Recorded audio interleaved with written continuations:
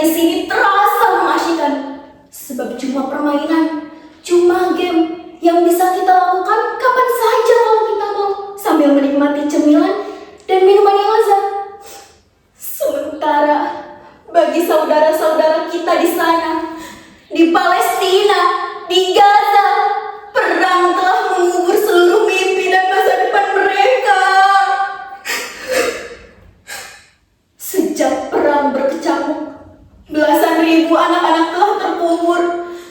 Orang-orang dewasa telah mengubah dunia menjadi tempat yang menakutkan, bahkan sampai ke dunia virtual.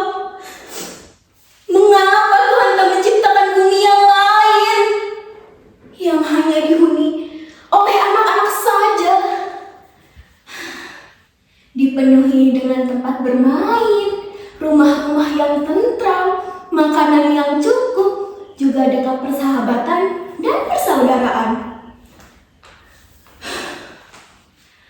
Tak mengapa jika Tuhan ingin menyertakan orang-orang dewasa di sana, asalkan hati mereka telah dilimpahi dengan cinta, bukan angkara, amarah, dan kebencian terhadap sesama. Aku mendapatkan perahu ini beberapa mil dari sini. Aku beruntung. Pak Nyoman, nelayan tua itu, memberikan perahu lamanya untukku.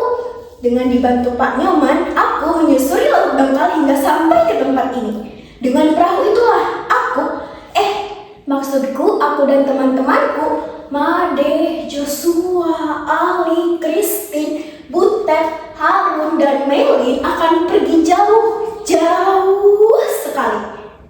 Mungkin sekarang kalian bertanya, di mana teman-temanku itu? Mengapa aku hanya sendirian? Sabarlah, pelan-pelan kalian akan mengenal mereka. Mereka ada kok, hanya terkadang seolah tak ada.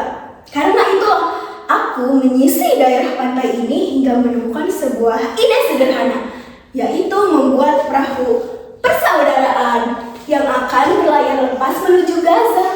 Dan saat perahu itu aku tampilkan di media sosial, mengajak siapapun yang ingin ikut denganku, kalian malah menertawaiku dan menganggapku sakit. Makanya jangan kebanyakan baca novel, bisanya berhayal melulu. Kasian hidup di zaman teknologi, tapi jiwanya masih nenek moyangku seorang pelaut. Itu perahu buat mancing aja jebol, apalagi buat berlayar. Urusan gajah mah udah ada yang pantas ngurusnya, jangan ngadi-ngadi deh.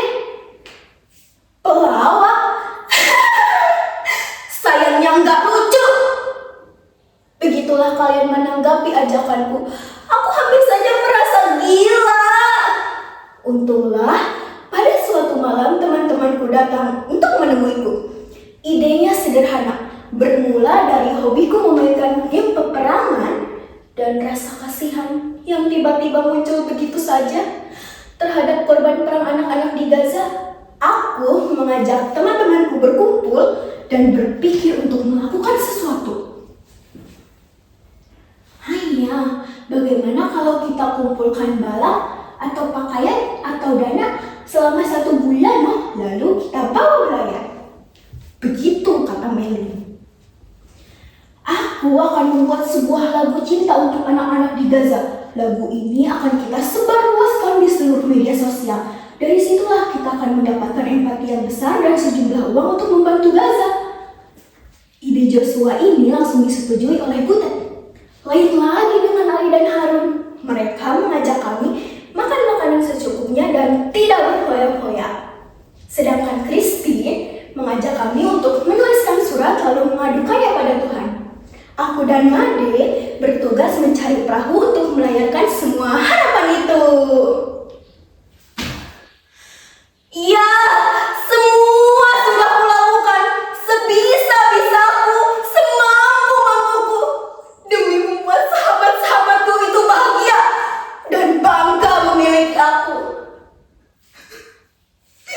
Kami tahu apapun yang kami lakukan hanyalah setetes air di tengah samudera penderitaan saudara-saudara kita di sana.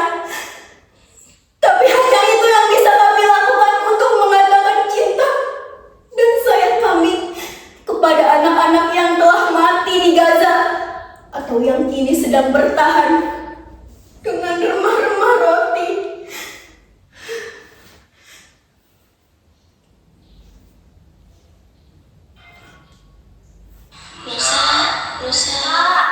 Made, kau sudah siap? Kita akan melaut sekarang. Perahu itu sudah kuperiksa, semuanya aman. Joshua, Christine, kenapa kalian diam saja di situ? Ayo kemari, akan kutunjukkan sesuatu. Lihat, surat-surat untuk Tuhan sudah kukumpulkan. Ali, Harun, maafkan aku sahabatku, aku tak membawa ketapelmu. Aku kira kita tak memerlukannya lagi. Butet, Horas, rindu kali aku denganmu. Lama sudah tak mendengar kau menyanyi.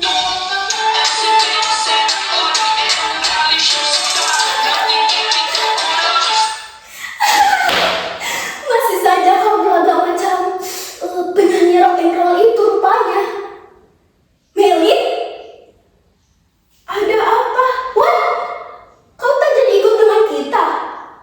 Kenapa, Melin? Kalau kau tak ikut, siapa yang akan mengatur kebutuhan kita sehari-hari? Ayolah, Melin.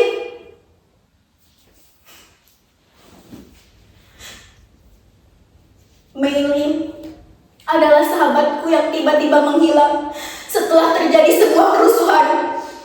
Made mati karena leukemia. Dia tak tertolong karena ayahnya hanya seorang nelayan, yaitu Pak Nyoman.